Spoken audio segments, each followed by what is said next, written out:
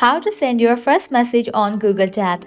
Hello everyone, this is Lisa from Create, Login and Delete. Now let's get started. Launch your Google Chat app. Here we go. You will land to the chat section. Google Chat facilitates direct messaging between individuals or groups within organizations, enabling seamless communication. Users can create group chat and dedicated rooms for team discussions and project collaboration. The platform includes a robust search feature for finding messages, files, and other content shared within chats and rooms.